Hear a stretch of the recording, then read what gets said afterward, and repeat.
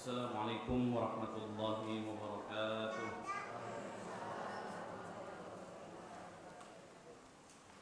Innal hamdalillah nahmaduhu wa nasta'inuhu wa nastaghfiruh wa na'udzu billahi min shururi anfusina wa sayyiati a'malina. Man yahdihillahu fala mudilla lahu wa man yudlilhu fala hadiya lahu. أشهد أن لا إله إلا الله وحده لا شريك له وأشهد أن محمدا عبده ورسوله لا نبي بعده. قال الله تعالى: يا أيها الذين آمنوا اتقوا الله حق تقاته ولا تموتن إلا وأنتم مسلمون. يا أيها الناس اتقوا ربكم الذي خلقكم من نفس واحدة وخلق منها زوجها وبث منهما رجالا كثيرا ونساء واتقوا الله الذي تساءلون به والأرحام إن الله كان عليكم رقيبا. يا أيها الذين آمنوا اتقوا الله وقولوا قولا سديدا يصلح لكم أعمالكم ويغفر لكم ذنوبكم ومن يطع الله ورسوله فقد فاز فوزا عظيما. أما بعد فإن أصدق الحديث كتاب الله وخير الهدي هدي محمد صلى الله عليه وسلم وشر الأمور محدثاتها وكل محدثة بدعة وكل بدعة ضلالة وكل ضلالة في النار. Alhamdulillah, segala puji kita panjatkan kehadirat Allah Subhanahu wa taala Rabbul Alamin, Zat yang senantiasa memberikan kepada kita limpah nikmat, Zat yang senantiasa menganugerahkan kepada kita berbagai macam karunia, serta dengan rahmatnya Allah Subhanahu wa ta'ala masih menyibukkan kita untuk senantiasa mendekatkan diri kepadanya. Salawat dan salam tak lupa kita curahkan kepada junjungan kita Nabi Muhammad sallallahu alaihi wasallam, dan kita berharap agar kiranya salawat dan salam tersebut senantiasa bersambung hingga kepada para kerabat beliau, kepada para sahabat beliau dan orang-orang yang mengikuti beliau sallallahu alaihi wasallam di dalam kebaikan. Ikhwatal iman rahimani wa rahimakumullah.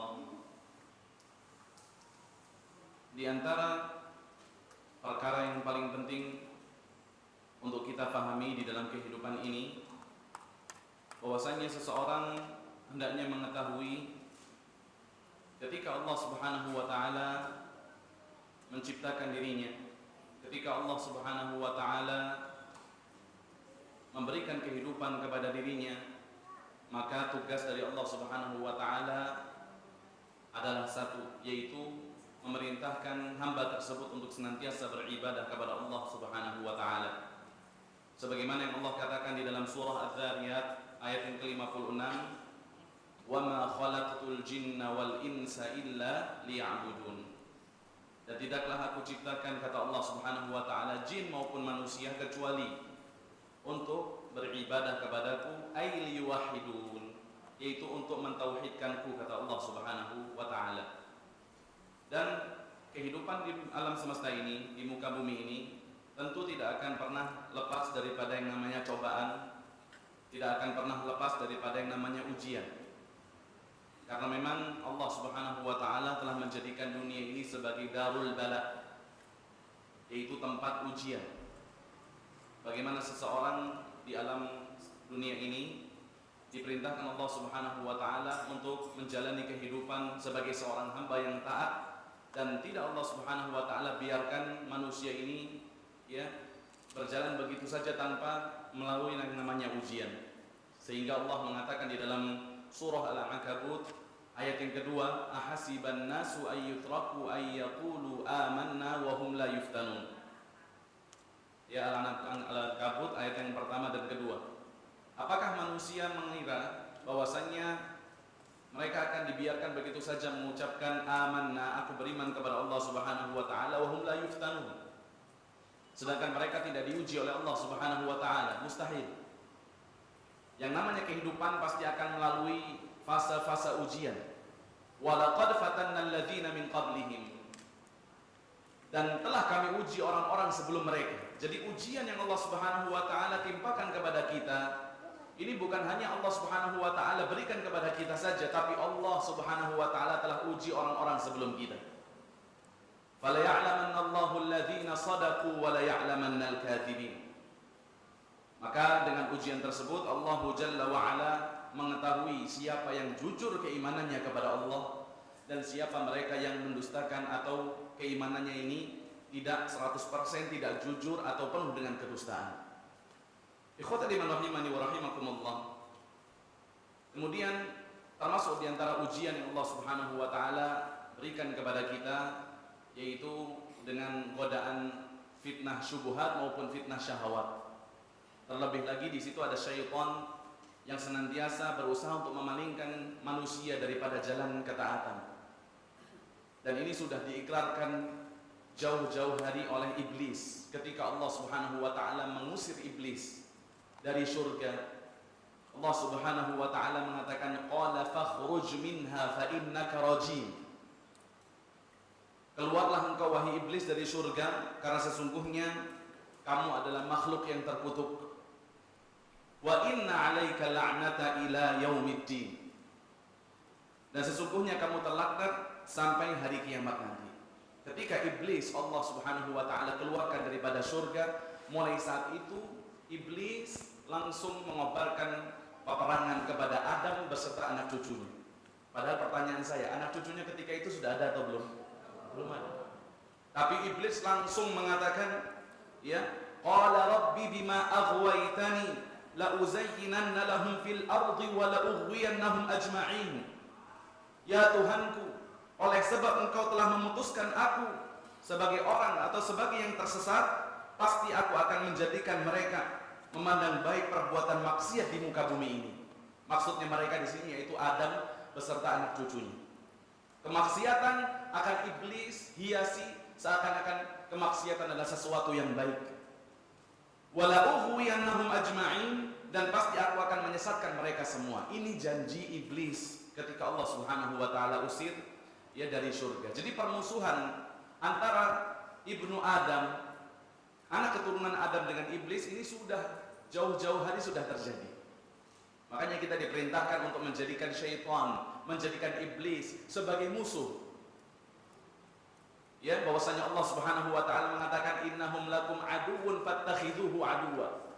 Sesungguhnya ya iblis beserta bala tentaranya itu adalah musuh bagi kalian, fattakhidhuhu aduwwa. Maka jadikanlah mereka adalah musuh yang sebenar-benarnya. Karena banyak di antara kita yang mengatakan iblis itu musuh, syaitan itu musuh, akan tetapi di dalam perbuatannya ini dia senantiasa memperturutkan apa yang dibisikkan oleh iblis dan juga apa yang dibisikkan oleh syaitan. Ya, apalagi ikhwatul iman rahimani wa rahimakumullah, syaitan dan iblis ini ataupun ya syaitan dan iblis ini berkolaborasi dengan sesuatu yang disenangi oleh manusia. Apa yang disenangi oleh manusia? Apa yang disenangi oleh manusia? Yaitu dunia. Ya, nggak ada orang yang nggak senang dunia, itu nggak ada. Semua orang senang dunia, tapi kadarnya itu berbeda-beda. Tujuannya berbeda-beda. Ada yang orang senang dunia tujuannya adalah untuk melampiaskan syahwatnya saja. Ada orang yang senang ketika mendapatkan dunia, tapi tujuannya adalah untuk senantiasa mendekatkan dirinya kepada Allah Subhanahu wa taala. Nah, syaitan, iblis beserta dunia ini berkolaborasi untuk menyesatkan anak cucu Adam. Sebagaimana yang Allah Subhanahu wa taala katakan di dalam surah Luqman ayat yang ke-33, Allah berfirman, "Fala taghurrannakumul hayatud dunya." Dan janganlah sekali-kali dunia ini memperdayakan kalian. Ya, jadi dunia ini senantiasa memperdaya manusia. Fala taghurrannakumul hayatud dunya wala yaghurrannakum billahil gharur. Dan janganlah menipu kalian, ya penipu, yang dimaksud penipu di sini adalah syaitan. Jadi syaitan dan dunia berkolaborasi untuk menyesatkan manusia. Jangankan kita ikhwatal iman rahimani wa rahimakumullah, bahkan para sahabat radhiyallahu taala anhum ajma'in, ya mereka juga sebagian di antara mereka ada yang terfitnah oleh dunia. Sebagian di antara mereka ada yang terpalingkan oleh dunia. Meskipun kemudian mereka kembali bertaubat kepada Allah Subhanahu wa taala dan Allah Subhanahu wa taala terima taubat mereka. Sebagaimana diceritakan ketika perang Uhud, Rasulullah Shallallahu Alaihi Wasallam berangkat bersama 1.000 orang, ya, untuk menuju ke medan Uhud untuk bertempur di sana. Meskipun kemudian setelah itu sekitar 300 sekian orang memisahkan diri karena terbujuk oleh ucapan Abdullah ibn Ubay bin Salul, ya, Rasul Munafiqin, kepalanya orang-orang munafik. Kemudian berperanglah para sahabat dan Rasulullah Shallallahu Alaihi Wasallam memerintahkan beberapa orang untuk tetap berada di Bukit Rumah. Bukit Rumah ini adalah satu bukit yang digunakan untuk pasukan pemanah. Untuk apa? Untuk memanahi musuh daripada bukit tersebut. Dan pasukan ini yang menjadikan musuh ini apa? Bercerai-berai, porak-poranda. Mereka tidak bisa menyerang kaum muslimin. Ini taktiknya Nabi Muhammad SAW. Tapi Rasulullah SAW setelah menempatkan mereka di Bukit Rumah, Rasulullah SAW mengatakan, janganlah sekali-kali kalian meninggalkan tempat ini apapun yang terjadi. Seperti biasa sahabat mengatakan sami'na wa ata'na, melaksanakan perintah Rasulullah SAW sampai kemudian peperangan itu berkecamuk. Akhirnya, singkat cerita, Allah Subhanahu wa taala di awal mula memberikan kemenangan kepada Rasulullah SAW dan kaum muslimin. Sehingga orang-orang kafir itu lari terbirit-birit meninggalkan harta mereka, meninggalkan baju perang mereka, pedang mereka, kendaraan mereka. Ya, kemudian sebagian orang yang ada di Bukit Rumah ini tadi menganggap bahwasanya perang ini telah berakhir. Sehingga mereka mengatakan tidak masalah kalau kiranya kita turun dari bukit ini untuk mengambil ghanimah. Mereka melupakan apa yang diwasiatkan Nabi Muhammad SAW untuk tidak meninggalkan tempat tersebut. Akhirnya ketika itu Khalid bin Walid, ya, masih sebagai orang yang musyrik yang memerangi Rasulullah SAW. Ketika itu dia melihat ada celah karena sebagian pasukan pemanah ini sudah meninggalkan posnya, maka Khalid bin Walid mengajak beberapa pasukannya untuk memutari bukit tersebut dan menyerang kaum muslimin dari belakang. Dan kemudian terjadilah yang terjadi. Ya, para sahabat kemudian dapat dipukul mundur, dapat dipecah belah, ya.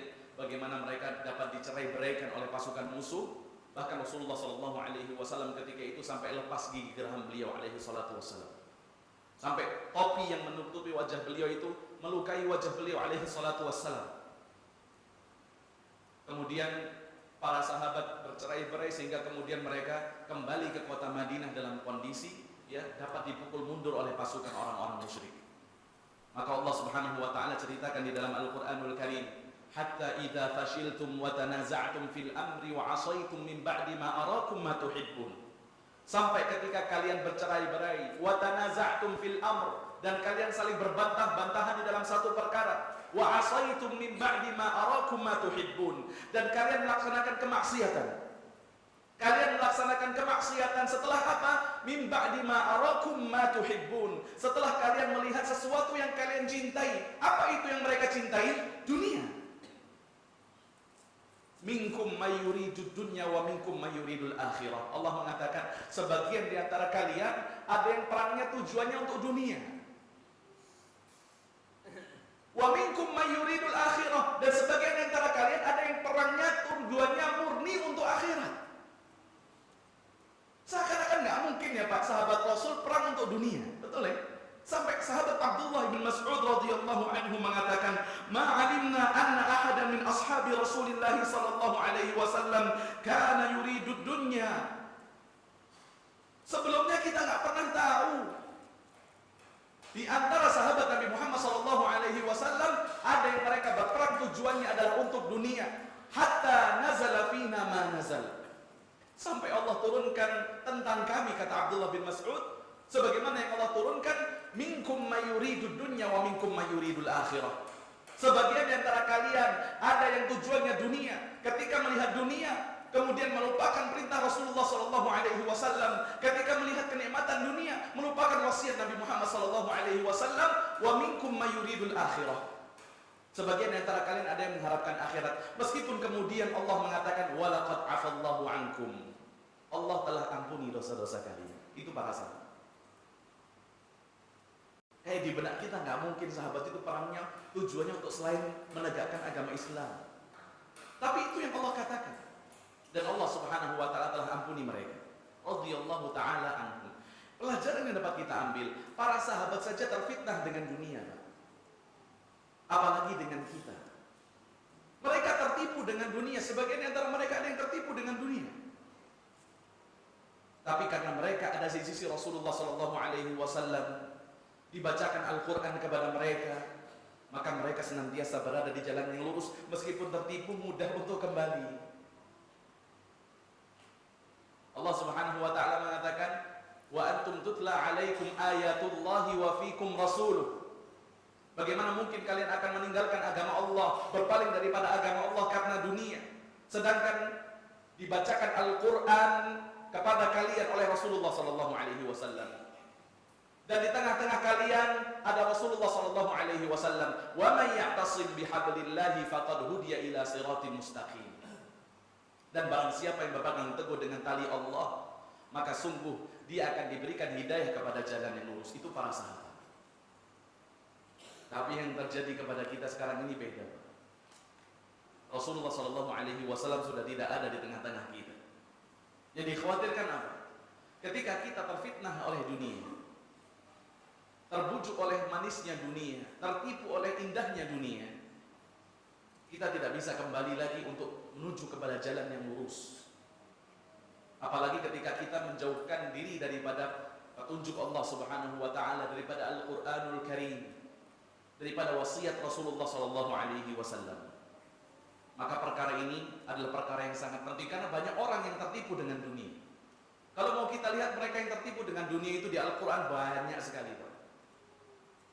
Yang namanya disebutkan ada yang kemudian disebutkan kaumnya. Siapa yang namanya disebutkan dalam Al-Quran yang tertipu dengan dunia? Fir'aun. Siapa lagi?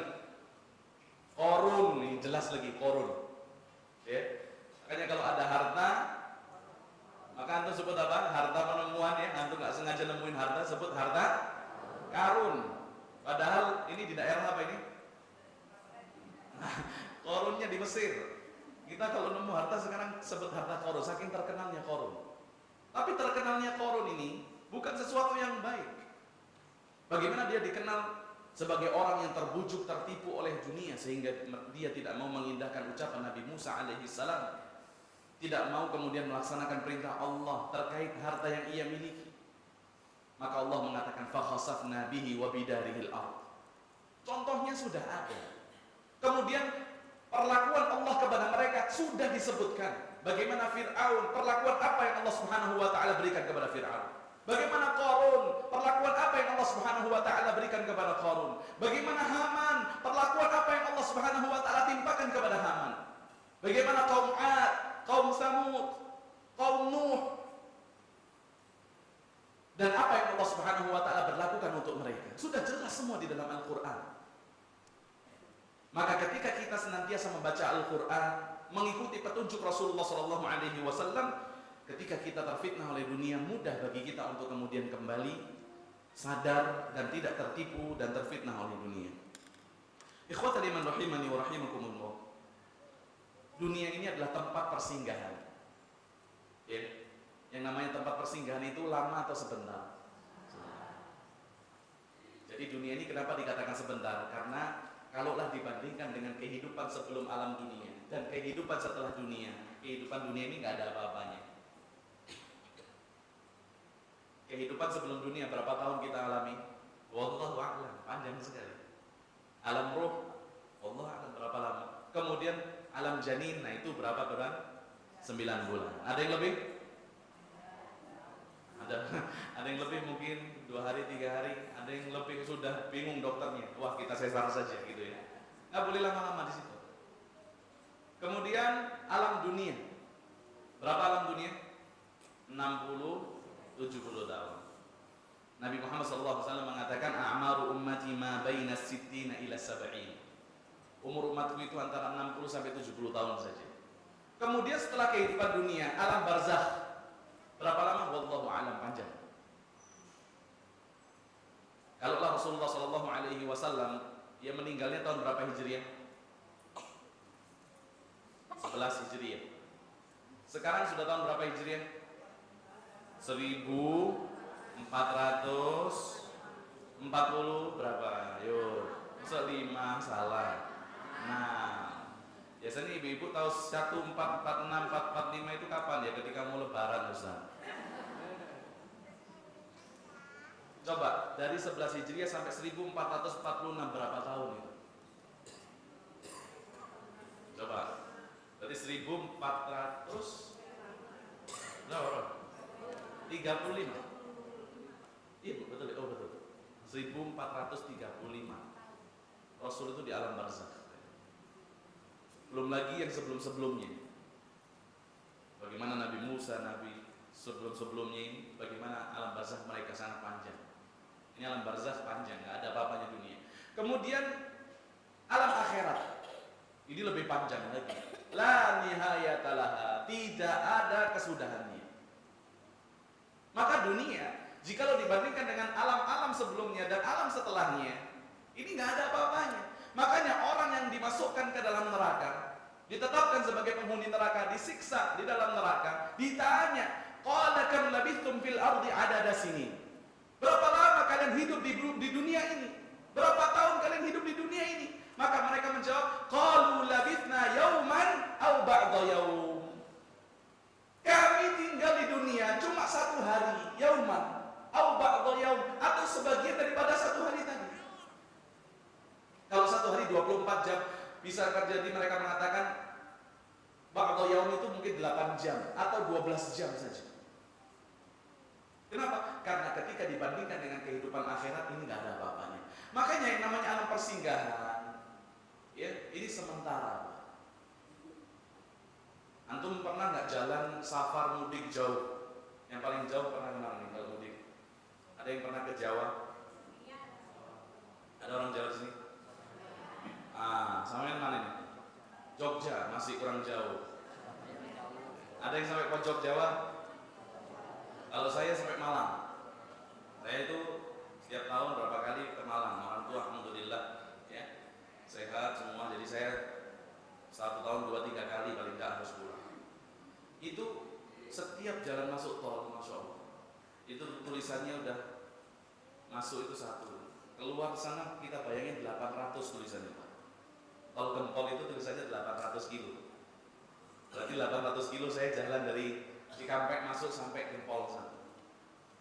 Itu masya Allah. Nanti angkanya berubah 1, 2, 3, 4 sampai 50 sampai 100 ya. Itu udah ketahuan tuh sampainya kapan. Kadang kalau zaman sekarang sudah ada teknologi ya, Google Map itu masya Allah. Antum berangkat sekarang tahu nanti sampainya jam berapa. Ya meskipun tidak bisa memastikan ya, apalagi kalau kita suka mampir. Itu kanan kiri Pak, atau di kiri ya. Itu masya Allah banyak rest area. Betul. Pertanyaan saya, orang masuk rest area itu untuk bersenang-senang, duduk lama, santai sejam, 2 jam, 3 jam ya. Apalagi kemudian tidur-tiduran atau sebentar 10, 20, 30 menit. Sebentar. Bahkan kalau lagi crowded, lagi rame, itu kadang ada pengumuman, ayo yang tadi sudah masuk 20 menit tinggal keluar, gantian sama yang lainnya gitu Pak.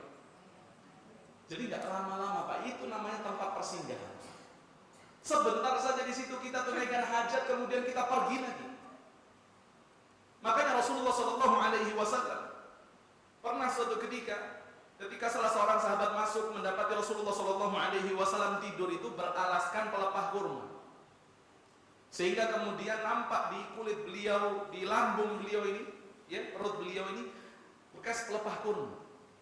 Kemudian para sahabat mengatakan, ya Rasulullah, lawit takhadna laka wita'an.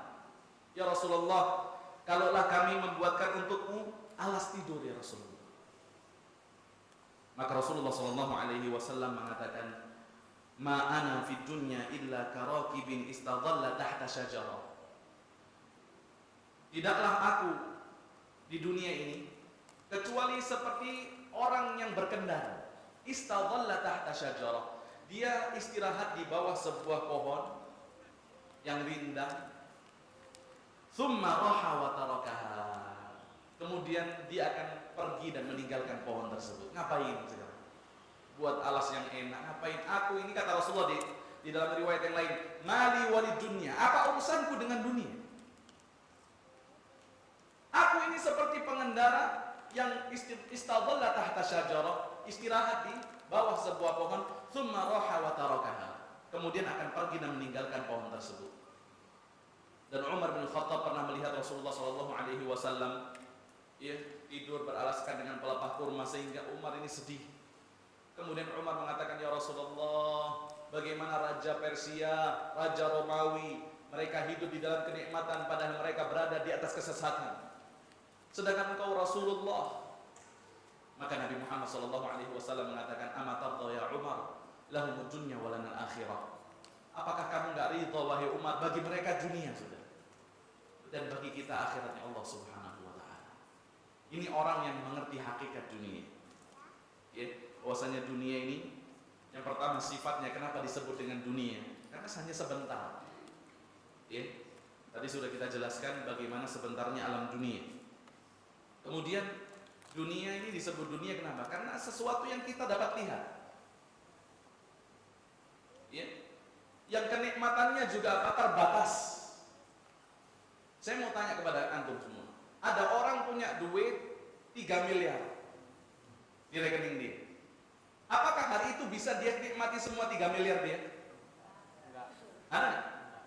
Orang 3 miliar duit di rekening. Hari itu, Masya Allah, orang ini kaya. Pertanyaan saya, bisa nggak dia menikmati seluruh hartanya 3 miliar dalam satu hari? Dia beli ini, beli itu, makan ini. Bisa nggak kira-kira? Nggak bisa. Kenikmatannya sangat terbatas. Makanya Allah mengatakan, walal akhiratu khairu laka minal ula. Akhirat itu lebih baik dibandingkan al-ula, yaitu kehidupan dunia. Wal akhiratu khairun wa abqa. Akhirat itu lebih baik dan lebih kekal. Makanya kenikmatan dunia kalau disamakan dengan kenikmatan akhirat, kata Abdullah bin Mas'ud, tidak ada apa-apanya kecuali sama di dalam hal penamaan saja. Lagi, di dunia ada pisang, di akhirat dikatakan juga ada pohon pisang. Pertanyaan saya, beda nggak pohon pisang di dunia sama pohon pisang di surga? Di dunia ada apa lagi? Ada susu. Nah, di akhirat ada sungai susu. Bukan susu lagi, sungai susu. Allah mengatakan, ya, bagaimana Allah janjikan bagi orang-orang yang bertakwa, fiha anharun min ma'in ghairi asinin. Sungai yang dari air yang apa? Yang tawar. Wa anharun min labanin lam yataghayyar ta'muh. Dan sungai daripada susu yang tidak pernah berubah rasanya. Wa anharun min khamril ladzatil lisyaribin. Dan sungai yang terbuat dari khamr yang lezat untuk diminum. Khamr di dunia beda dengan khamr di surga. Kalau khamr di dunia diminum, bikin apa? Pusing, bikin mabuk, bikin nggak sadar. Tapi kalau khamr di dunia, di surga Allah mengatakan ladzatul lisyaribin, lezat untuk orang-orang yang meminumnya. Wa anharum min asalin musaffa. Sungai daripada madu. Antum nggak mungkin bisa bayangin, Pak. Sungai dari madu gimana, Ustaz? Lengketnya, Ustaz. Kan madu paling bagus itu kan madu yang kalau diangkat di sendok nggak jatuh-jatuh, Ustaz. Oh, Masya Allah. Dari mana juga antum ini pertimbangannya seperti itu, ya? Madu yang paling bagus itu yang suka nempel di atas. Belum tentu. Coba antum nggak bisa bayangin tuh sungainya gimana itu. Ada susu di dalamnya, ada madu, dan dikatakan sungai di surga itu, kata Syekh Muhammad bin Shalih Al-Utsaimin, itu mengalir sesuai dengan keinginan penduduk surga. Kalau sekarang antum mau ke sungai, antum harus berangkat ke tempat sungainya itu. Kenapa? Karena sungainya itu ngalirnya seperti itu, sudah nggak bisa diatur lagi. Ya, antum harus ke sana, ke puncak misalnya, ke Curug lah, bukan orang sini yang senengnya kemana, ke Curug. Ada nggak Curug di sini? Ada, ada juga. Ya, pengen ke Curug katanya, jalan jauh ya ke puncak kadang harusnya. Kemudian dia duduk di samping sungai, makan, minum, Masya Allah. Kalau di surga dikatakan itu sungainya itu mengalir sesuai dengan keinginan penduduk surga. Ketika dipanggil sungainya datang, Pak, Masya Allah. Gak sama. Di dunia, misalnya ya, contoh ya, di dunia ada istri, Di surga ada istri juga. Tapi istrinya sudah beda, tidak seperti istri yang di dunia. Meskipun misalnya masuk surga suami dengan istri, istrinya juga berbeda. Allah Subhanahu wa taala jadikan istrinya itu lebih baik, jauh lebih baik daripada sebelumnya. Jadi yang punya istri suka ngomel misalnya di surga nggak bakal ngomel dia. Aman, tenang, aman. Bahkan apa yang Allah janjikan untuk penduduk surga yaitu hurun ain, bidadari, Masya Allah. Antum Pak Abdullah bin Abbas mengatakan, inna rajula min ahlil jannah, sesungguhnya seorang laki-laki daripada penghuni surga itu nanti ketika di surga yaitu peluk bidadari sab'ina sanah, 70 tahun. Peluk bidadari 70 tahun. Yang bikin ajib apa?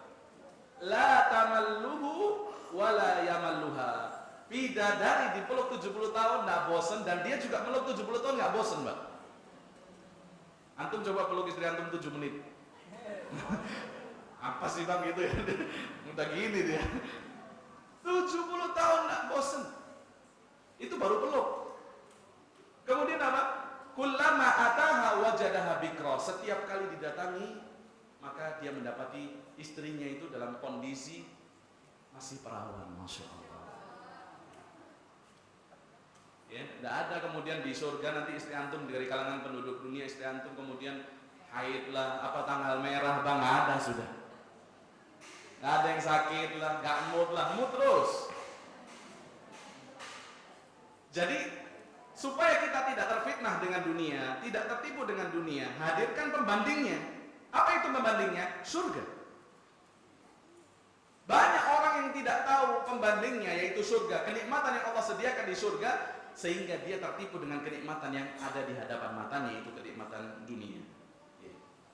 Kemudian saking dunia ini adalah sesuatu yang sangat singkat, sehingga Allah Subhanahu wa taala menamakan dunia ini sebagai bunga mawar.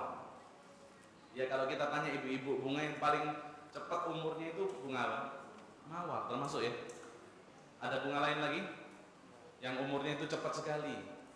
Ketika berkembang, Masya Allah, kuncup, Masya Allah, kemudian berkembang, kemudian merekah, ya, tidak lama kemudian hancur. Itu dunia seperti itu, ya, dunia seperti itu. Kemudian Allah Subhanahu wa taala permisalkan dunia di dalam Al-Quran ini seperti air hujan.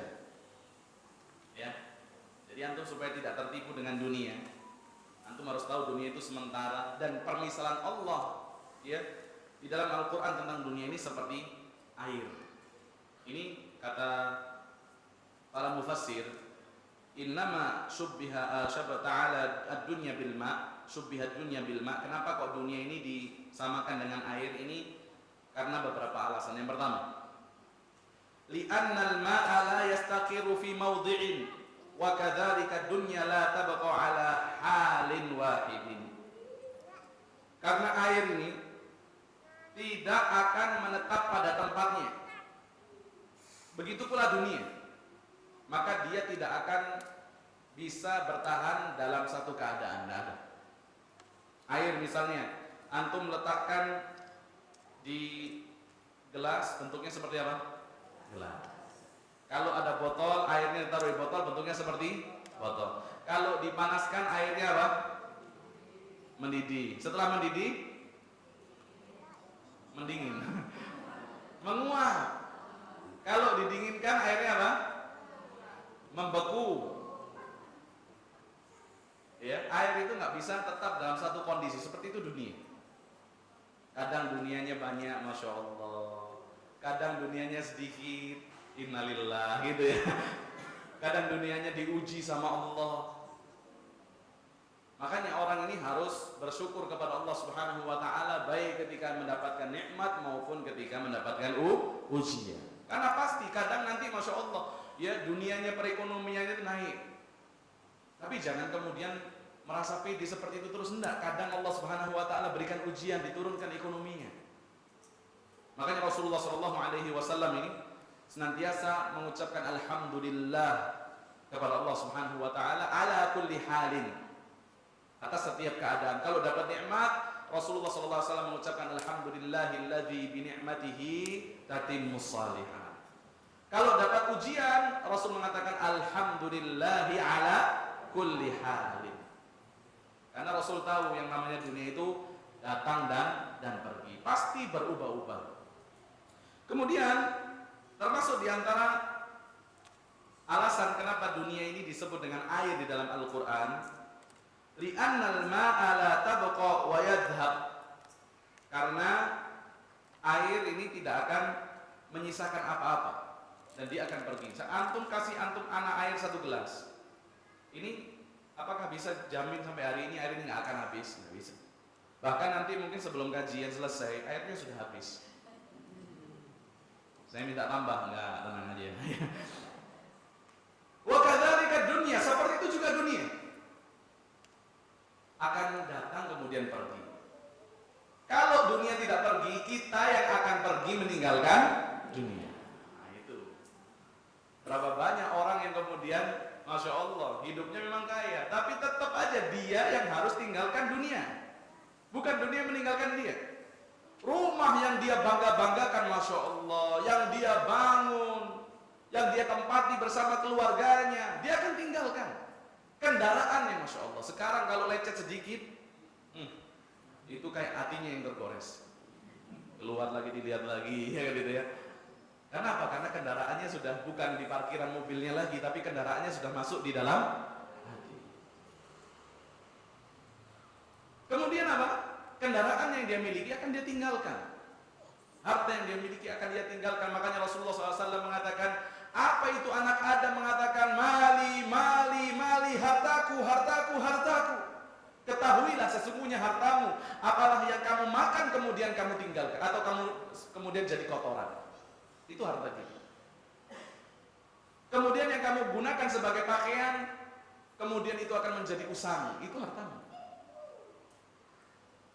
Dan yang kamu sedekahkan, dan itu yang akan menetap di sisi Allah Subhanahu wa Ta'ala.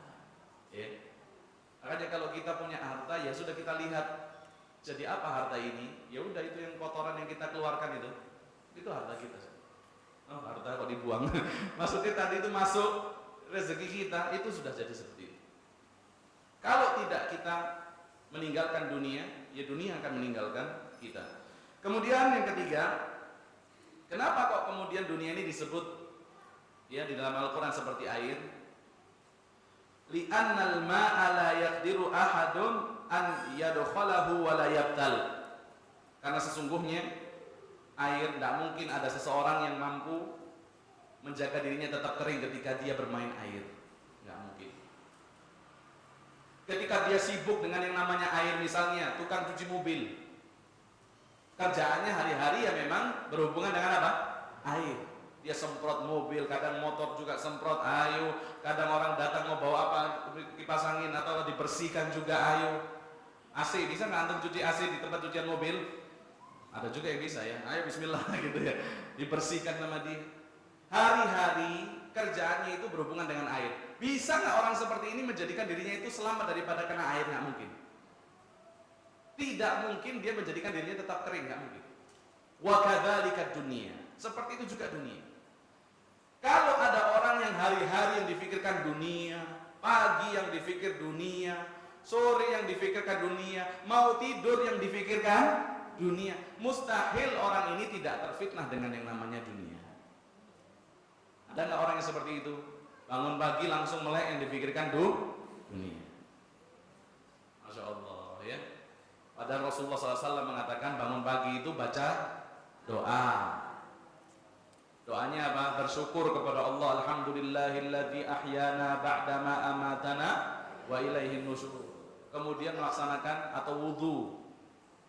Kemudian melaksanakan sholat. Ini enggak, bangun pagi langsung scroll handphone. Ini hari ini ketemu siapa? Nanti makan siang sama siapa? Nanti sore nongkrong sama siapa? Nanti malam ketemu sama siapa, makan malam. Dunia terus. Orang yang seperti ini mustahil dia tidak ada fitnah dengan yang namanya dunia. Karena dunia ini yang tadi kita sebutkan di dalam surah Luqman ayat 30 berapa? 33, sifatnya apa? Menipu. Makanya Allah juga menyebutkan di dalam surah Ali Imran Wa mal hayatud dunya illa mata'ul ghurur. Dan tidaklah kehidupan dunia kecuali kesenangan yang menipu. Yang mengatakan dunia menipu siapa? Pencipta daripada dunia, Allah Subhanahu wa ta'ala. Nah, kita harus percaya apa yang disebut Allah. Kenapa? Karena Allah yang menciptakan dunia. Jadi tentu ketika Allah mensifati dunia, itu adalah pensifatan yang paling tepat. Karena yang mensifati adalah sesuatu yang menciptakan. Baik, ada satu kisah bagaimana orang terfitnah dengan dunia. Rasulullah SAW mengatakan, Inna thalathatan min bani Israel abrasa wa aqra'a wa a'ma. Sesungguhnya ada 3 orang dari kalangan Bani Israel. Yang pertama, penderita penyakit kulit. Abras itu pokoknya kulitnya penyakitan yang bikin orang gak suka duduk sama dia, yang bikin orang jijik sama dia. Kemudian aqra itu penyakit kepala. Ya, kepalanya itu botak, tapi botaknya bukan botak normal. Kalau botak normal kan karena di depan ini, karena faktor U, apa itu? Faktor umur. Iya. Ada botaknya di belakang, itu normal, rontok normal. Ini bukan normal, tapi kena penyakit kepalanya, sehingga orang jijik duduk sama dia. Kemudian yang ketiga, wa a'ma, orang yang Allah uji dengan penyakit buta. Ini ketiganya miskin, penyakitan. Fa'aradallahu an yabtaliyahum faba'atha ilaihim malaka. Maka Allah Subhanahu wa ta'ala ingin menguji mereka bertiga, maka diutuslah kepada mereka malaikat. Fa'atal abros, maka malaikat yang pertama datang kepada orang yang punya penyakit kulit. Ya, penyakit kulit yang sangat menjijikkan. Kemudian malaikat bertanya, Ayyu syai'in ahabbu ilai. Apakah sesuatu yang paling kamu inginkan saat ini? Ini Pak, orang miskin penyakitan. Ditanya pengen apa? Kira-kira pengen apa dia? Pengen apa yuk? Dia miskin penyakitan. Ditanya kamu pengen apa? Apakah dia mengatakan saya pengen rumah yang besar, saya pengen gedung yang tinggi, saya pengen kendaraan yang mewah? Apakah dia mengucapkan itu? Tentu orang yang seperti ini ingin untuk disembuhkan daripada penyakitnya. Dan ini bukti maupun dalil bahwasanya nikmat kesehatan ini adalah nikmat yang lebih besar daripada nikmat harta. Bahkan para ulama mengatakan as-sihhatu tajun ala ru'usil as-sihhat.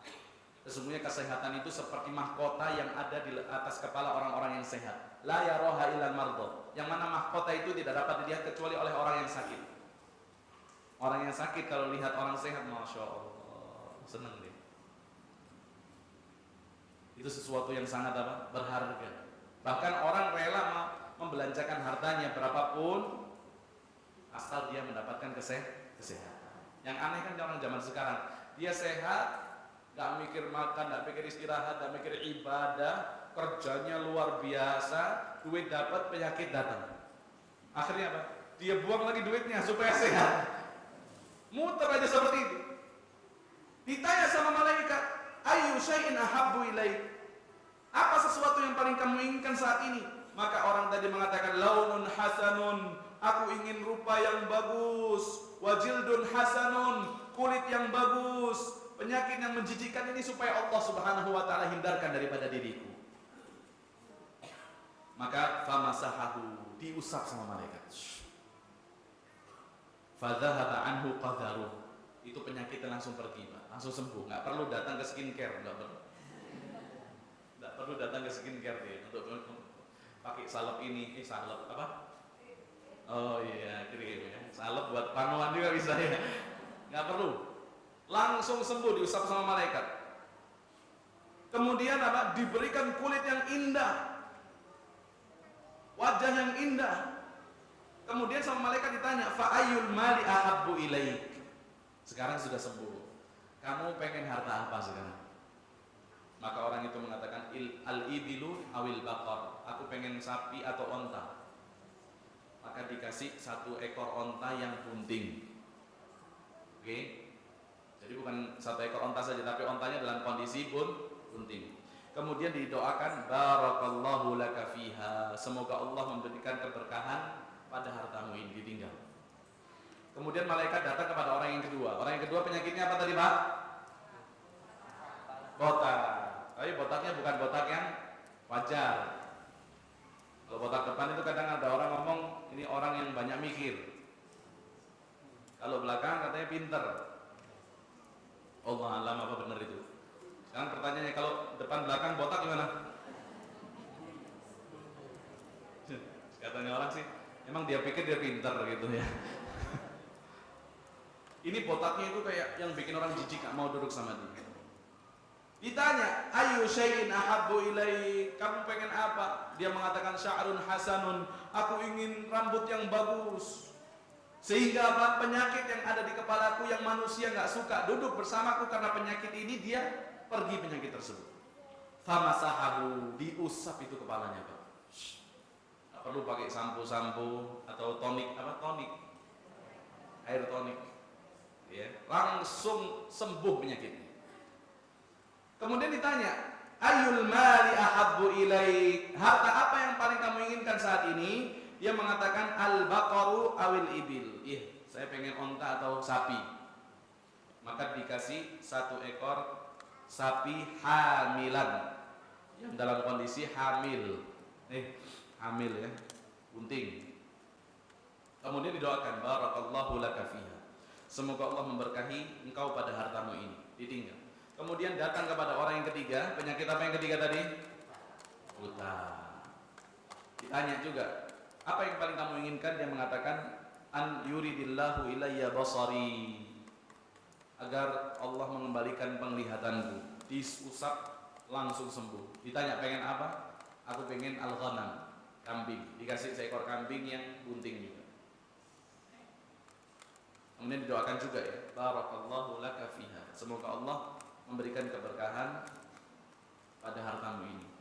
Maka dikatakan fa anti jahadani wa walada hadza fa kana li hadza wadin minal ibli wa li hadza wadin minal baqari wa li hadza wadin minal ghanami.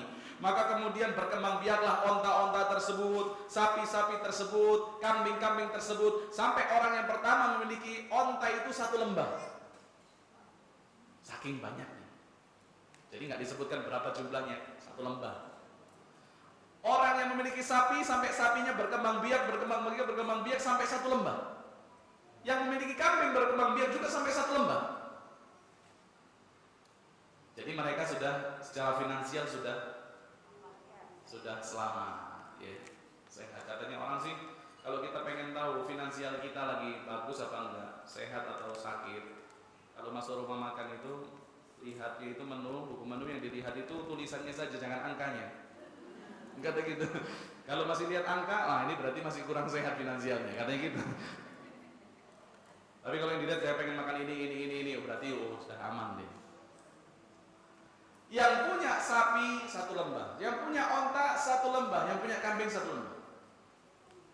Maka Allah ingin menguji mereka. Tapi bedanya sekarang ujian mereka ini bukan masalah sakit, bukan masalah miskin, tapi ujian mereka sekarang ini berupa harta dan kesehatan. Jadi Pak, dari sini kita pahami sakit, miskin itu ujian, harta, sehat itu juga apa? Ujian. Maka dia mendatangi orang yang dulu pernah punya penyakit kulit, abros. Fi suratihi wa hayatihi. Dia datang dalam kondisi orang menyerupai manusia, malaikat tersebut. Dia datang dengan kondisi menyerupai orang yang pernah dulu sakit kulit. Dia datangnya itu seperti orang yang pernah punya penyakit kulit ya. Kemudian dia mengatakan rajulun miskinun qadin qata'at biyadal jibalu al-hibalu fi safari. Aku sesungguhnya adalah orang yang miskin, telah terputus jalan bagiku dalam perjalananku ini. Tidak ada yang dapat menolongku kecuali Allah dan kemudian dirimu. Aku minta tolong berikanlah 1 ekor ontamu. Bayangin Pak, diminta 1 ekor onta. Tadi ontanya berapa lembah? 1 lembah. 1 lembah itu berapa banyak? 100 lebih. Wallah, bisa 200, bisa 300, tergantung lembahnya. Yang diminta berapa? 1.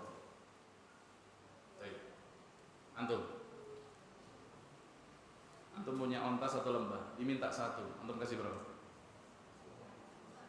10, Masya Allah. Dilebihin. Yuk, satu lembah 10 nggak ada ininya. Antum, ontanya 1 lembah diminta 1, kasih berapa? Bisa lebih dari 10? Oh sama ya, sama aja. Teman saya kasih 10, masa saya lebih gitu ya. 10 juga. Ya. Antum 30? Bisa? Dikasih 3 saja. Masya Allah. Gitu. Tapi mending lah, masih lebih baik lah daripada ini orang. Tapi masalahnya, orang ini udah jelas ada ontanya. Ngerti maksud saya? Yang diminta itu sudah ada. Tapi kalau bedanya dengan antum tadi, yang diminta itu belum ada. Antum sudah mikir terlalu panjang. 10 udah terlalu banyak, bahkan dikurangi 3 lagi. Gimana kalau ada gitu loh ya? Belum ada saja masih terlalu banyak mikir kita. Ini masih gambaran kalau punya onta 1 lembar. Gimana kalau punya beneran kita ya? Malah mikirnya terlalu panjang nanti. Ini orang diminta 1 ekor, apa yang dia katakan? Al-huququ katsirah, waduh, saya masih banyak kepentingan saya, belum ini, belum itu, belum ini. Intinya dia nggak mau ngasih. Bakhil dia luar biasa. 1 lembah diminta 1 nggak dikasih sama sekali. Tapi masalahnya ontanya sudah ada. Jadi beneran kalau kita tadi belum ada. Masih banyak mikir lagi. Ya. Kemudian apa? Al-huququ katsira, aku nggak bisa kasih kamu. Masih banyak yang harus aku tanggungi di sini. Maka kemudian orang yang malaikat tadi yang menyamar seperti orang yang punya penyakit kulit, malaikat itu mengatakan, "Ka'anni a'rifu."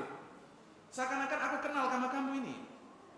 Alam takun abrasa yaqdharukan nasu. Bukankah kamu dulu pernah punya penyakit kulit seperti yang aku alami saat ini, yang manusia nggak mau sama kamu duduk? Wa faqiran fa'ataqallahul mal, dan kamu dulu adalah orang yang fakir, kemudian Allah berikan harta kepadamu. Maka orang itu kemudian mengatakan, dari mana kamu tahu itu semua? Innama warathu hadzal mal kabiran an kabirin. Kekayaanku ini memang aku warisi dari turun temurun dari kakek moyangku. Masya Allah. Padahal ini dikasih Allah langsung. Ya, nggak ada riwayatnya dari kakek moyang dia itu orang yang kaya. Tapi karena dia terfitnah dengan dunia sampai dia mengucapkan perkataan yang dusta. Akhirnya malaikat mengatakan, in kunta kadziban fasayyarakallahu ila ma kunt. Kalau kamu berdusta, semoga Allah merubah keadaanmu seperti sebelumnya. Ditinggal sama malaikat. Kemudian malaikat mendatangi orang yang pernah penyakit otak tadi, yang sudah memiliki sapi berapa lembah? 1 lembah. Ya, sama persis datang seperti orang yang pernah penyakit, ada orang penyakit otak, kemudian mengucapkan seperti yang diucapkan kepada orang yang pertama. Saya terputus perjalananku, butuh bantuanmu, tidak ada yang dapat menolongku kecuali Allah, kemudian dirimu, saya minta 1 ekor sapi. Sama jawabannya. Al-huququ katsirah, aku gak bisa kasih, masih tanggunganku masih banyak. Kemudian diingatkan, kamu kan dulu pernah punya penyakit seperti penyakit yang aku alami saat ini. Dari mana rambutku dari dulu juga sudah bagus seperti ini. Adapun hartaku ini aku warisi daripada kakek moyangku secara turun-menurun. Maka kemudian didoakan sama malaikat, in kunta kadziban fasayyarakallahu ila ma kunt. Kalau kamu dusta, semoga Allah mengembalikan keadaanmu seperti semula. Akhirnya yang didatangi orang yang ketiga, orang yang pernah buta, kemudian minta untuk diberikan 1 ekor kambing. Intinya orang yang buta ini kemudian mengatakan apa? Dia mengatakan, qad kuntu a'ma faraddallahu ilayya basari. Dulu aku pernah buta. Ya enggak lupa. Kemudian Allah Subhanahu wa taala kembalikan kepadaku penglihatanku. Fakhudh ma syi'ta wa da' ma syi'ta. Ambil seperti yang kamu inginkan, sesuai yang kamu inginkan, tinggalkan untukku sesuai dengan yang kamu inginkan. Nah, ini baru beneran, Pak. Kambingnya sudah ada. Ya. Bahkan kalau antum jawab tadi, kasih berapa? Onta 1 lembah diminta 1. Kasih semua Ustaz. Ini masih belum sebanding dengan ujian mereka. Kenapa? Karena ontanya belum ada. Ini sudah jelas-jelas kambingnya ada. Dan luar biasa, dia tidak pernah melupakan apa yang Allah Subhanahu wa taala berikan kepada dirinya. Saya dulu pernah punya penyakit mata, Allah kembalikan penglihatanku. Aku dulu fakir, Allah berikan aku harta. Ambil seperti yang kamu inginkan, tinggalkan untukku seperti yang kamu inginkan. Maka kemudian malaikat mengatakan, innama tulitum amsik malak. Tahan hartamu, sesungguhnya kalian bertiga diuji. Allah murka kepada dua orang temanmu dan Allah ridho kepada dirimu. Masya Allah ya. Jadi dari tiga orang ini diuji dengan sakit, fakir, rata-rata bisa sukses, sabar. Tapi ketika diuji dengan sehat, kemudian kaya, dari tiga orang ini yang selamat cuma satu. Berarti yang minoritas. Yang dua nggak selamat, terfitnah, tertipu dengan harta yang dia miliki. Maka dari sini para ulama mengatakan ujian dengan harta itu lebih berat dibandingkan ujian tidak memiliki harta. Makanya kalau saya mau tanya kepada antum, pengennya jadi orang kaya atau jadi orang miskin? Masih kaya? Hah? Kaya atau miskin? Kaya. Tuh, ini kan kita sepakat tadi, orang kaya susah ketika diuji, ujiannya lebih susah. Tapi bismillah ya. Nekat aja dah ya. Kaya Ustaz, tapi kekayaannya semoga bisa membawa kita kepada ketaatan. Makanya pernah ditanyakan, siapa orang yang lebih afdol? Orang kaya yang bersyukur ataukah orang miskin yang bersabar? Ayo jawabannya. Langsung kaya. Gak ada yang tahu siapa yang lebih afdol, orang kaya yang bersyukur atau miskin yang bersabar? Siapa ayo siapa yang bisa jawab? Yang bisa jawab dapat hadiah. Siapa yang lebih afdol, orang al-ghaniyus syakir, orang kaya yang bersyukur, atau al-faqirus sabir, orang fakir yang bersabar? Ngacung jawabannya, angkat tangannya. Ya, antum? Fakir yang bersabar, salah. Salah juga. Lo berarti gak ada jawabannya dong. Kaya yang bersyukur kurang tepat, fakir yang bersabar kurang tepat. Ada yang satu jawaban yang itu satu jawaban yang paling tepat. Orang kaya yang bersabar. Masya Allah. Dan lagi jawabannya orang fakir yang bersyukur. Masya Allah. Bukan itu. Orang kaya yang bersyukur atau orang miskin yang bersabar? Jawabannya apa? Ayo, belum ada yang bisa? Ayo, ini hadiahnya banyak nih, Masya Allah, bagus-bagus bukunya. Jawabannya, siapapun di antara yang keduanya yang paling bertakwa kepada Allah. Ada dalilnya, inna akramakum indallahi atqakum. Jadi orang yang kaya bersyukur, dia bertakwa. Orang miskin yang bersabar, dia juga bertakwa. Ini tinggal diadu mana yang lebih takwa, itu yang paling mulia. Berarti nggak ada yang benar jawabannya. Nah, jadi dapat hadiah. Jadi kita dapati di sini ujian dengan dunia ini fitnahnya lebih besar. Makanya Allah mengatakan wa qalilum min ibadiyasy syakur. Sedikit sekali dari hambaku yang mampu bersyukur. Umar bin Khattab pernah ketika tawaf ya, mendapati orang itu doanya tidak minta A, nggak minta B, nggak minta C, nggak sebut doa yang lain kecuali dia mengucapkan Allahumma ja'alni minal aqallin. Ya Allah, jadikanlah aku orang yang sedikit. Allahumma ja'alni minal aqallin, itu saja yang dibaca ketika tawaf. Tapi ketika di rukun Yamani sampai rukun Hajar Aswad, tentu dia mengucapkan apa doanya? Rabbana atina fid dunya hasanah wa fil akhirati hasanah wa qina adzabannar. Tapi setelah itu dia Allahumma ja'alni minal aqallin. Ditanya sama Umar, kenapa kok kamu ketika berdoa itu kamu mengucapkan Allahumma ja'alni minal aqallin? Doanya itu saja, kenapa? Ya Allah, jadikanlah aku orang yang sedikit. Maka kata orang tadi, bukankah orang yang sedikit itu adalah orang yang identik dengan kebaikan di dalam Al-Qur'anul Karim? Allah mengatakan wa qalilum min ibadiyasy syakur. Sedikit sekali dari hambaku yang mampu bersyukur. Kemudian orang yang naik bahtera Nuh itu lebih banyak atau lebih sedikit? Lebih sedikit. Wa qalilum mahum. Yang beriman kepada Nuh itu lebih sedikit. Yang beriman kepada para nabi itu lebih sedikit. Jadi aku berdoa Allahumma ja'alni minal aqallin, karena Allah Subhanahu wa taala katakan yang minoritas di dalam Al-Qur'an itu adalah orang-orang yang baik. Bahkan sahabat yang bernama Abdullah bin Mas'ud ketika tawaf juga dia tidak mengucapkan doa apapun kecuali dia mengatakan Allahumma qini syuhha nafsi waj'alni minal muflihin. Ya Allah, palingkanlah diriku daripada kekikiran.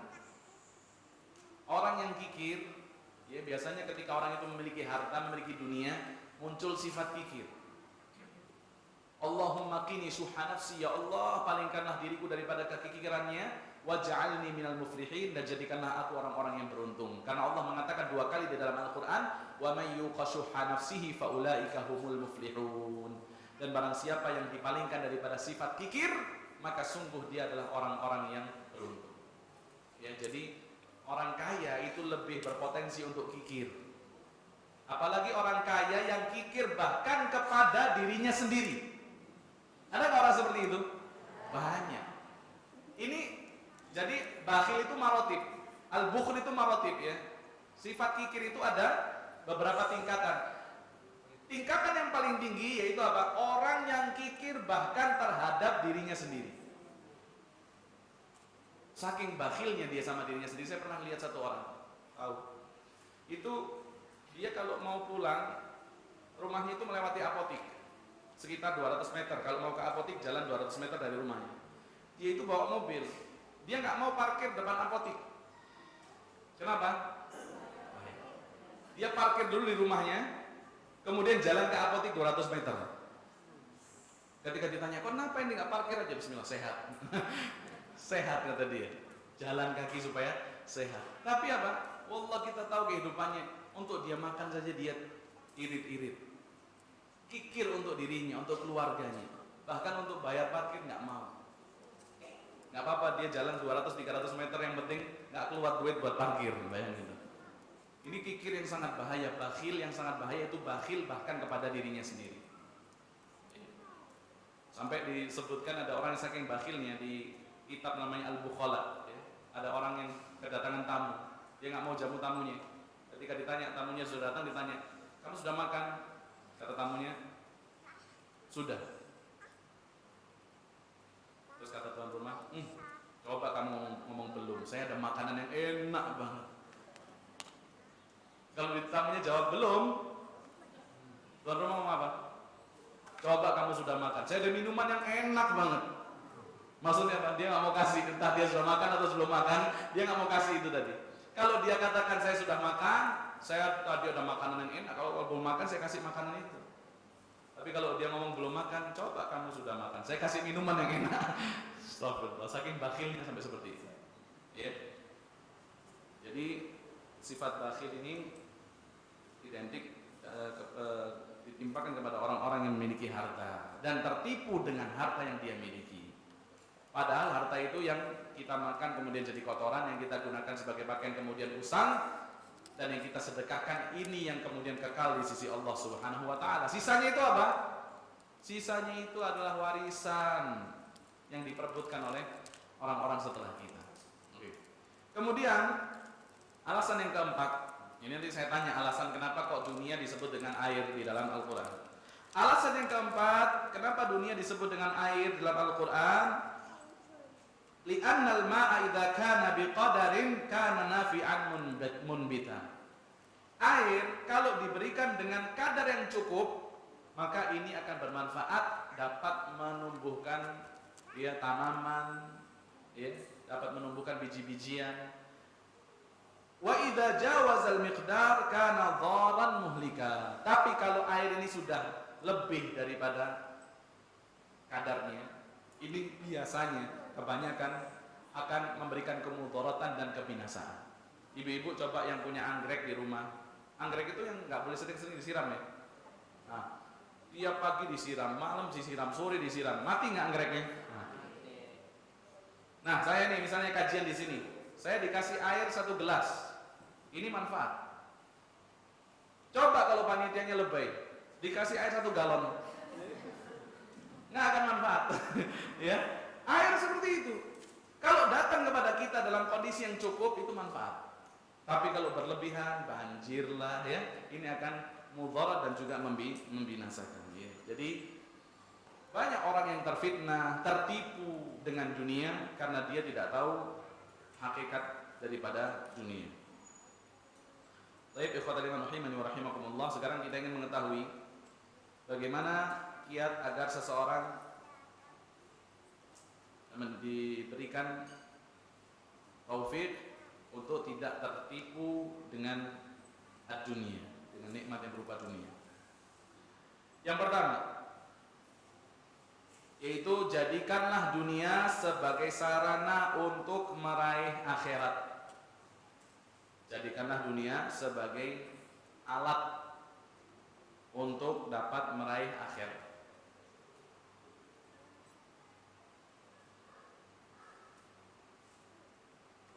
Jadikanlah dunia sebagai sarana untuk meraih akhirat. Karena sesungguhnya nikmat yang datang kepada kita, yang mana nikmat ini bukan menjadikan kita dekat dengan Allah, malah justru menjadikan kita jauh daripada Allah Subhanahu wa taala, maka sejatinya ini bukan nikmat tapi nikmah. Ini bukan nikmat akan tetapi bala. Bagaimana orang yang tiga tadi, yang dua ini ketika mendapat harta maka justru mereka binasa karena harta mereka. Bagaimana umat-umat sebelum kita, ya, Qarun dengan hartanya tidak mendekatkan diri kepada Allah Subhanahu wa taala, binasa. Fir'aun dengan pangkatnya, jabatan, kedudukannya, tidak mau beriman kepada nabi atau rasul yang Allah utus kepada dia, binasa. Abu Jahal, Al-Walid bin Mughirah. Al-Walid bin Mughirah ini bapaknya Khalid bin Walid, orang yang sangat kaya di kota Makkah. Sehingga Allah bahas, kalau antum pengen tahu kisahnya Al-Walid bin Mughirah, baca surah Al-Mudaththir. Surah Al-Mudaththir ini, di situ Allah menceritakan tentang Al-Walid bin Mughirah, bagaimana dia itu pembanggangannya kepada Rasulullah, padahal Allah Subhanahu wa taala berikan harta yang sangat banyak kepada Al-Walid bin Mughirah. Allah mengatakan, "Dzarni wa man khalaqtu wahida wa ja'altu lahu malan mamduda wa banina syuhuda." Biarkanlah diriku dengan siapa yang aku ciptakan dengan tanganku sendiri. Aku jadikan bagi dia harta yang sangat banyak, anak-anak yang senantiasa menyertainya. Wa mahattu lahu tamhida. Kemudian aku berikan kelebihan, kelapangan kepada dia. Tsumma yatma'u an azid. Kemudian orang ini, Al-Walid bin Mughirah, ingin terus-menerus mendapatkan tambahan. Gak mau hartanya kurang sedikit pun. Innahu kana li ayatina anida sa'urhiquhu sa'uda. Maka Allah sebutkan ancamannya bagi Al-Walid bin Mughirah. Saking kayanya Walid bin Mughirah ini, Pak. Dia itu memerintahkan kepada para pekerjanya, kalau nanti barang daganganku mau datang dari negeri Syam, itu jangan masuk lewat satu pintu saja. Ini Walid bin Mughirah. Kalau kota Makkah ini memiliki 4 misalnya, 4 pintu masuk untuk masuk ke kota Makkah, kata Al-Walid bin Mughirah, jadikanlah onta-ontaku ini yang masuk ke kota Makkah itu melalui seluruh pintu yang ada di kota Makkah, supaya orang Makkah tahu yang paling kaya siapa. Bayangin tuh, saking sombongnya dia. Makanya ketika Rasulullah SAW mendapatkan wahyu berupa Al-Quran, Rasul mendakwahkan Al-Quran, memerintahkan manusia untuk bertauhid kepada Allah, maka Al-Walid bin Mughirah mengatakan, "Laula nuzzila hadzal Qur'anu ala rajulin minal qaryataini 'azim." Kenapa Al-Quran kalaulah diturunkan oleh Allah, kenapa tidak diturunkan kepada 2 orang daripada 2 desa yang besar? Maksudnya apa? Desa yang pertama yaitu Makkah, siapa yang paling kaya? Dia. Kalaulah Al-Quran itu ada, Allah turunkan wahyu kepada hambanya, kenapa kok tidak dikasih kepada aku? Atau di Taif ada satu desa Taif yang paling kaya satu orang namanya As-Saqafi, siapa itu, kaya juga. Kenapa kok bukan pada dia saja? Kenapa kok Muhammad yang dapat? Gara-gara hartanya sampai dia tidak mau beriman kepada Nabi Muhammad SAW. Maka Allah mengatakan, "Ahum yaqsimuna rahmata rabbik?" Apakah yang membagikan rahmat Allah itu mereka? Yang berhak membagikan rahmat Allah itu Allah Subhanahu wa taala. Nahnu qasamna bainahum ma'isyatahum fil hayatid dunya. Kami yang kemudian menjadikan kehidupan mereka seperti ini, seperti itu di dalam kehidupan dunia. Wa rafa'na ba'dahum fawqa ba'din liyattakhidha ba'duhum ba'dan sukhriya. Ada orang yang dijadikan kaya, ada orang yang dijadikan miskin. Itu kehendak Allah. Bahkan Al-Quran mau diturunkan kepada siapa itu terserah siapa? Allah. Siapa kemudian Al-Walid bin Mughirah kok sampai ngatur Allah Subhanahu wa taala? Kenapa seperti itu? Karena kekayaan yang ada di dalam dirinya. Kekayaannya tidak menjadikan dia dekat kepada Allah, malah justru kekayaannya menjadikan dia jauh daripada Allah dan petunjuk Allah Subhanahu wa taala. Jadi kiat yang pertama agar tidak terfitnah dengan dunia, sebagai sarana untuk meraih akhirat. Kesempatan kita ketika memiliki dunia, memiliki harta, ya, maka kita sedekahkan harta kita. Bahkan kalau menyedekahkan harta itu kalau bisa jangan harta yang sudah nggak kita pakai, mumpung kaya, Pak. Mumpung ada harta. Makanya Allah mengatakan wa atal mala ala hubbihi dzawil qurba. Kalau mau ngasih kerabat dekat itu harta misalnya, ya sesuatu yang kita masih senangi. Misalnya kalau kita senang punya kulkas atau lemari es yang bagus, ya kasih yang bagus juga pada keluarga, mumpung ada. Jangan lemari es kulkas yang sudah rusak kemudian ditelepon kakaknya, ini adalah kulkas ini bagus, masih enak, masih dingin, tapi freezernya bermasalah. Nah, Masya Allah, ngasihnya yang rusak. Ini mesin cuci, aku lagi ganti nih, tapi di rumah ada yang lama, bagus masih, tapi pengeringnya, dinamonya, wah, ini bukan mau ngasih, tapi mau minta tolong supaya diangkutin. Kalau mau kasih yang kita masih senang, bukan sesuatu yang kita sudah nggak senang kita kasih. Kesempatan Allah kasih kepada kita harta itu kesempatan untuk kita mendekatkan diri kepada Allah Subhanahu Wa Taala. Berangkat umroh, ada banyak masya Allah orang-orang yang hartanya banyak nggak bisa umroh. OB-nya berangkat umroh sudah berangkat 2 kali dia belum berangkat. Ya, OB-nya sudah berangkat umroh berapa kali dianya belum berangkat. Ini orang yang tidak menjadikan harta sebagai sarana untuk meraih akhirat. Lalu Rasulullah SAW, masya Allah, ya, para sahabat juga seperti itu. Pada suatu ketika Nabi Muhammad SAW menganjurkan para sahabat untuk bersedekah di dalam satu peperangan. Maka kata Umar bin Khattab, hari ini aku akan mengalahkan Abu Bakar Siddiq di dalam menginfakkan harta di jalan Allah. Maka fadhahabtu binisfi mali, aku pergi dengan membawa separuh harta. Aku letakkan hartaku ini di depan Rasulullah SAW. Kemudian Rasul tanya, "Madza tarakta li ahlik?" Apa yang kamu tinggalkan untuk keluargamu, hai Umar? Maka Umar mengatakan, "Taraktu li ahli mithlahu." Aku tinggalkan untuk keluargaku seperti yang aku bawa kepadamu ya Rasulullah. Maksudnya separuhnya. Kemudian Umar lihat Abu Bakar bawa apa nih? Tiba-tiba Abu Bakar membawa seluruh hartanya diletakkan di hadapan Rasulullah. Ditanya sama Rasulullah, "Madza tarakta li ahlika ya Abu Bakar?" Apa yang kamu tinggalkan untuk keluargamu hai Abu Bakar? Maka Abu Bakar mengatakan, "Taraktu lahumullaha wa rasulah." Aku tinggalkan untuk keluargaku Allah dan Rasulnya. Masyaallah. Berlomba-lomba untuk apa? Untuk menafkahkan harta di jalan Allah Subhanahu wa taala. Kemudian di antara kiat agar seseorang tidak terfitnah dengan dunia, itu carilah dunia secukupnya. Ya. Carilah dunia secukupnya. Kenikmatan ini bukan ketika kita memiliki harta yang banyak di rekening kita, bukan itu. Berapa banyak orang yang rekeningnya itu masya Allah, tapi nggak bisa tidur. Kasurnya jangan ditanya, selimutnya, tebelnya luar biasa. Kamarnya pakai AC. Ordennya masya Allah bagus semua, wallpapernya yang mahal. Kita kasih gambaran kamarnya dulu ya. Akhirnya orangnya naik di kasur yang empuk, selimut yang tebal, bantal yang nyaman, cuma kedap kedip aja. Banyak yang seperti itu. Bedanya dengan Rasul, para sahabat, kalau mereka pulang ke rumahnya, lihat kok masih ada ini makanan yang belum keluar daripada rumahnya ketika itu, nggak bisa tidur. Dia keluarin dulu, bagi orang dulu, baru tidurnya enak. Coba ini tidur dalam kondisi nggak punya harta, ya kita kasih perbandingan. Ini tidur dalam kondisi hartanya banyak, yang ini tidurnya pulas, yang ini nggak bisa tidur. Makanya Rasulullah SAW mengatakan di dalam sebuah sabdanya, ya, "Man aminan fi sirbih." Barang siapa yang Allah Subhanahu wa taala berikan rasa aman di atas tempat tidurnya, dia merasa aman, tentram, di rumahnya dia merasa aman, tentram, mu'afan fi jasadih. Kemudian Allah berikan kesehatan pada jasadnya. Dia bisa makan apa saja, sehat kok. Ini orang masya Allah rekeningnya masya Allah. Makan ini nggak boleh, makan itu nggak boleh. Sampai pernah saya dengar satu cerita, ada orang dulu masih belum punya duit, nggak bisa makan ini, nggak bisa makan itu. Setelah punya duit, nggak boleh makan ini, nggak boleh makan itu. Beda ya. Sebelum punya duit nggak bisa, karena nggak bisa beli. Ketika punya duit nggak boleh makan ini, nggak boleh makan itu. Yang ini masya Allah durian makan, apalagi kepiting masuk. Yang ini makan durian cowel satu, enak alhamdulillah, udah nggak bisa makan lagi.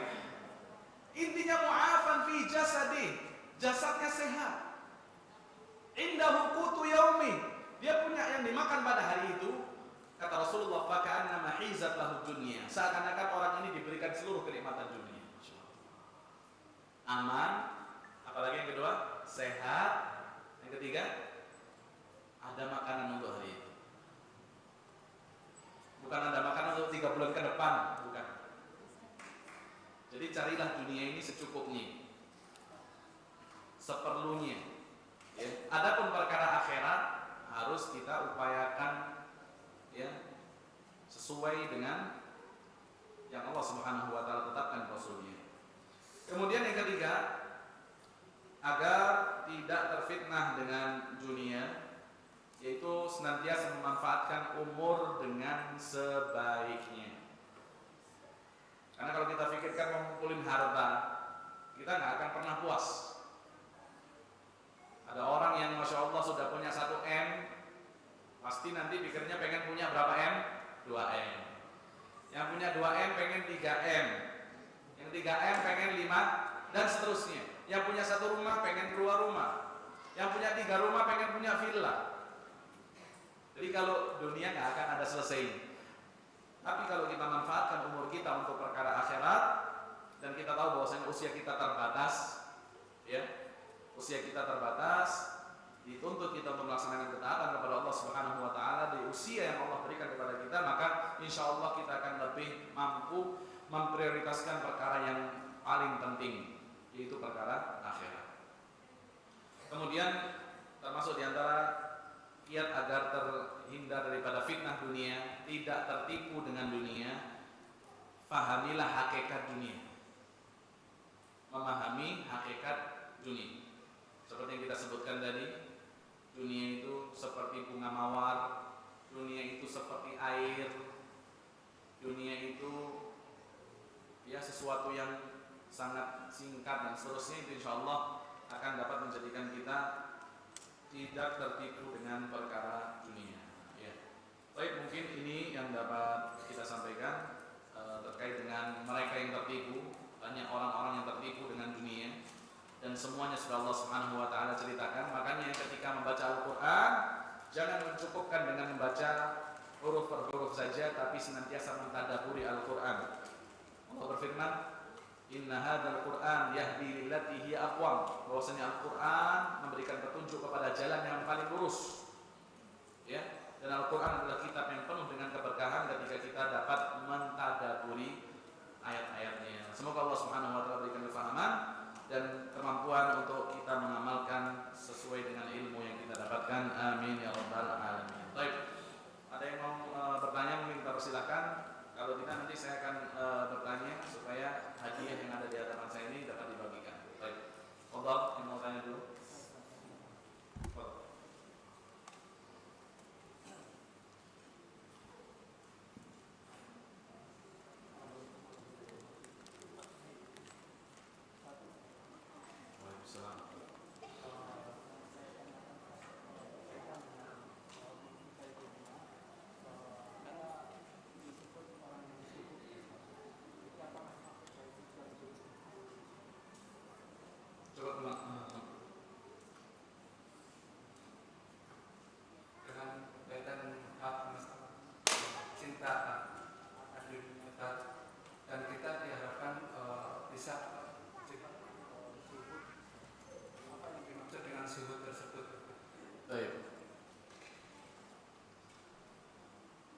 Jadi seseorang yang mencintai dunia, ya, bisa jadi dia akan terlalaikan daripada akhirat, dan kebanyakan seperti itu. Maka dituntut seseorang untuk zuhud. Ya, zuhud ini merupakan sifat yang terpuji. Makanya zuhud itu dikatakan sifat. Sifat itu ada di dalam hati atau di keluar kita, anggota tubuh kita, maka sifat itu yang benar ada di dalam hati kita. Jadi orang yang zuhud tidak bisa dinilai karena dia hidupnya miskin, ya bajunya cuma satu, kemudian kemana-mana nggak pakai kendaraan, wah ini masya Allah zuhud. Belum tentu. Zuhud itu apa? Sifat, akhlak.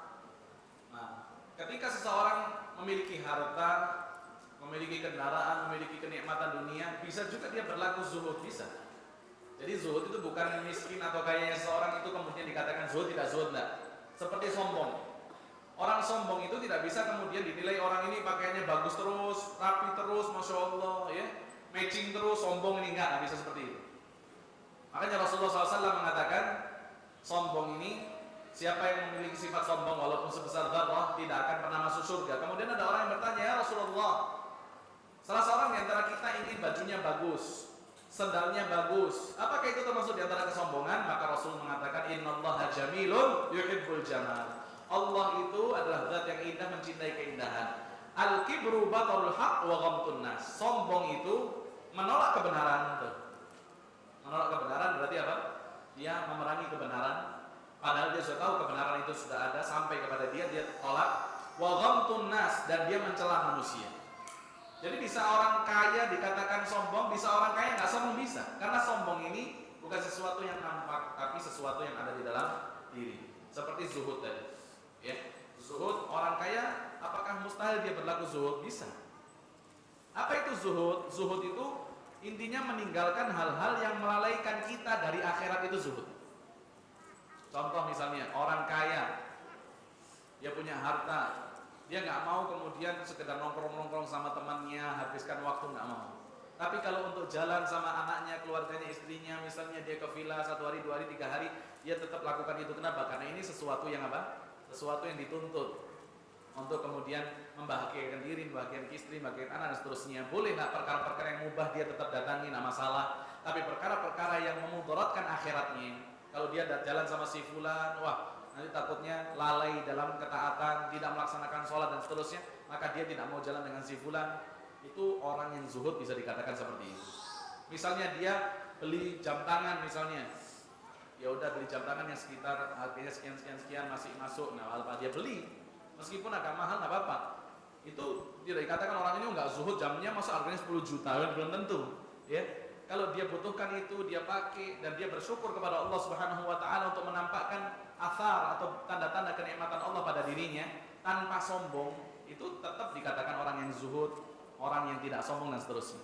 Tapi kalau dia sudah koleksi, tujuannya supaya dipamerkan, tujuannya supaya dikatakan orang yang paling terpandang dan seterusnya, maka dia telah berlaku sombong dan tidak zuhud. Jadi intinya, ketika orang meninggalkan perkara yang dapat melalaikan dia daripada akhirat, itu adalah orang yang zuhud.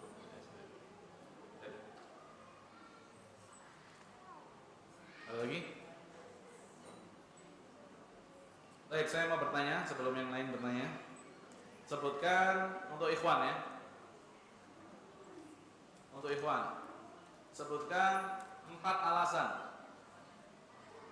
kenapa dunia dimisalkan seperti air dalam Al-Qur'anul Karim. Tolong silakan. Untuk ikhwan. Oke, ikhwan nyerah. Untuk akhwat, tolong sebutkan, ya silakan. Yang di belakang dulu. Belakang. Iya. Nggak ada mic-nya, akhwatnya.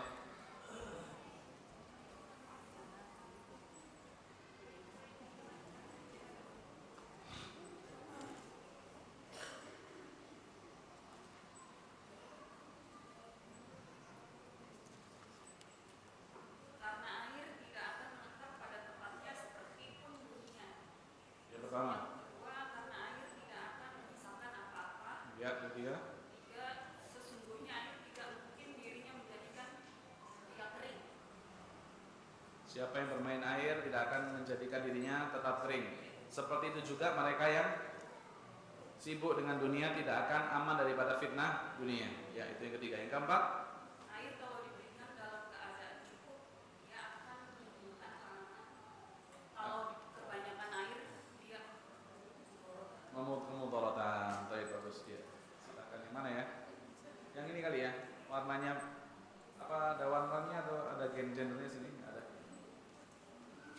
Oke, silakan. Nanti diambil ya. Baik, pertanyaan berikutnya. Sebutkan 3 kiat agar seseorang tidak terfitnah dengan dunia. Ya, tolong.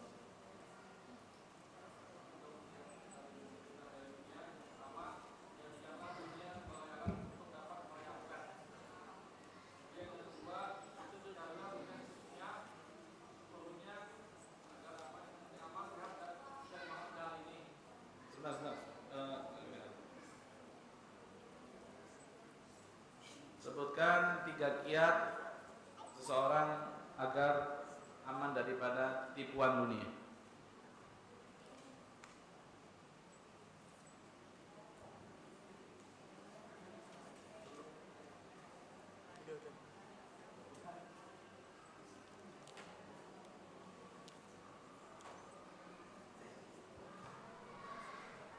Ya, 3 yang tidak terfitnah dari dunia. Yang pertama, jadikanlah dunia sebagai alat untuk dapat oleh akhirat. Kemudian yang kedua, carilah dunia secukupnya, sepenuhnya, nanti kita bisa aman, sehat, dan bisa apa yang kita lakukan pada hari ini. Kemudian yang ketiga, memanfaatkan umur sebaiknya, karena kalau selalu menginginkan dunia, harta tidak akan ada selesainya. Barakallahu fiik. Ya. Baik, di sini ada pertanyaan, bagaimana kita ketika diminta iuran untuk acara-acara yang tidak diajarkan Rasulullah SAW seperti maulid atau tahlilan dan seterusnya. Apakah kami berdosa ketika memberikan iuran tersebut? Ya. Jadi termasuk diantara nasihat yang sering saya dengar ketika kita didatangi orang untuk kemudian diminta iuran, untuk diminta berpartisipasi dalam acara-acara yang ada unsur kebid'ahan seperti ini, maka tetap kita tidak boleh melakukan ta'awun, karena Allah Subhanahu wa taala mengatakan wa ta'awanu 'alal birri wat taqwa wa la ta'awanu 'alal itsmi wal 'udwan. Ya, ta'awunlah, tolong-menolong di dalam kebaikan dan juga ketakwaan, jangan tolong-menolong dalam perbuatan dosa dan permusuhan. Mungkin kita tetap sampaikan kepada mereka ya bagaimana sikap kita terhadap acara-acara yang akan diadakan tersebut. Ya, tidak boleh kemudian karena kita ingin semua orang ridho sama kita sehingga kita menampakkan sesuatu yang bertentangan dengan akidah kita, dengan keyakinan kita, dengan amalan kita. Ya. Akan tetapi ketika misalnya ada sesuatu yang memang butuh untuk mendapatkan bantuan, contoh ada orang yang sakit, kita kalau bisa jadi orang yang paling depan untuk kemudian memberikan pertolongan. Ya. Ada orang yang butuhkan bantuan, misalnya ada tetangga yang sakit, kita yang pertama kali datang untuk mensupport, untuk mendukung, untuk membantu semua. Sehingga kalau kemudian didatangi rumah kita untuk kita memberikan iuran untuk acara-acara yang berbau kebid'ahan seperti itu, insya Allah kita tidak akan tidak akan dimusuhi ketika kita menolak untuk tidak memberikan. Toh kita juga memberikan bantuan kepada yang lainnya juga. Ya. Contohnya misalnya kalau ada acara-acara yang bagus, misalnya kerja bakti, kita yang paling pertama datang, kita support konsumsinya atau semuanya, insya Allah kita akan dikenal. Oh iya, memang orang itu nggak ikut acara-acara yang seperti ini. Ya. Nggak ikut acara-acara yang seperti itu, tapi masya Allah itu baik orangnya. Karena kita tidak menutup diri kita, sehingga kemudian kita tidak memberikan bantuan dalam bentuk apapun, ya dihajar masalah ini gitu. Akhirnya orang mengatakan, tuh ini orang nggak sosialisasi sama tetangganya kurang lah dan seterusnya dan seterusnya. Tapi kalau kita tidak mau ikut acara yang tertentu misalnya, tapi kita tetap hadir, duduk, kasih bantuan pada acara-acara yang diperbolehkan, misalnya kerja bakti, siskampling dan seterusnya, insya Allah kita tidak akan dimusuhi seperti itu ya. Jadi dakwah itu juga harus merata juga. Jangan kemudian kita ketika tidak melakukan yang A karena memang itu dilarang, kita meninggalkan yang B, padahal yang B ini sesuatu yang dianjurkan, diperintahkan untuk membagi kepada tetangga, kepada orang-orang yang ada di sekitar kita. Iya. Karena memang hukumnya acara-acara tersebut adalah bid'ah ya, sesuatu yang tidak diajarkan Rasulullah, sesuatu yang tidak lakukan Rasulullah SAW, padahal beliau mampu untuk melakukannya. Tahlilan, beliau mampu harusnya tahlilan. Yang lebih paham bacaannya ya Rasulullah SAW. Dan ketika itu ada orang-orang yang memang kalau lah harusnya ada tahlilan, bisa orang itu ditahlilin sama Rasulullah. dia meninggal istrinya misalnya, putri-putrinya meninggal di zaman ketika Rasulullah SAW masih hidup, tapi toh itu tidak dilakukan Rasulullah SAW, maka itu sesuatu yang memang perkara baru yang diada-adakan di dalam perkara agama, seperti itu ya. Baik, pertanyaan berikutnya, sebutkan di dalam Al-Quran 2 permisalan yang Allah permisalkan dunia dengan sesuatu tersebut. Dalam Al-Quran Allah permisalkan dunia dengan apa ya?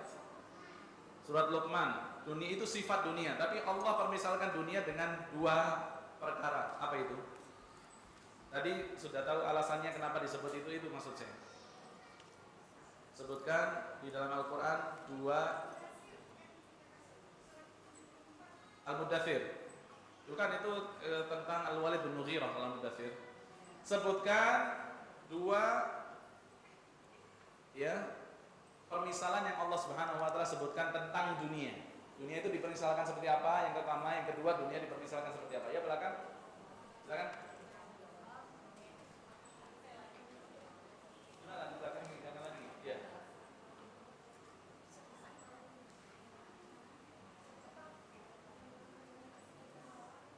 Ya.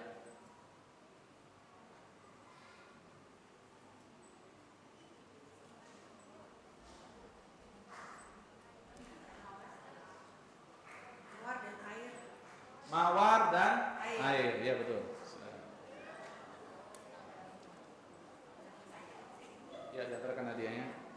Pertanyaan yang berikutnya,